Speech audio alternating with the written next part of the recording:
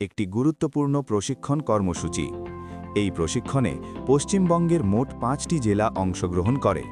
প্রশিক্ষণের মূল উদ্দেশ্য ছিল কিভাবে একটি প্রকিউরমেন্ট সেন্টার পরিচালিত হয় এবং কিভাবে কৃষকরা সরাসরি সরকারের কাছে ন্যায্য মূল্যে সবজি বিক্রি করতে পারেন সে বিষয়ে বাস্তব ও কারিগরি জ্ঞান প্রদান। এখানে তুলে ধরা হয় কৃষক রেজিস্ট্রেশন, সবজি সংগ্রহ, সর্টিং ও গ্রেডিং, আধুনিক মেশিন ও ওয়াশিং ইউনিট ব্যবহার, সংরক্ষণ পদ্ধতি এবং অপচয় কমানোর কৌশল। এছাড়াও নষ্ট সবজি থেকে জৈব সার উৎপাদন ও অর্গ্যানিক ফার্মিং সম্পর্কে হাতে কলমে প্রশিক্ষণ দেওয়া হয়। বিশেষ আকর্ষণ ছিল জাপানি হাইটেক ফার্মিং পদ্ধতিতে অর্গ্যানিক সবজি উৎপাদন, যা পরিবেশ বান্ধব, লাভজনক ও টেকসই।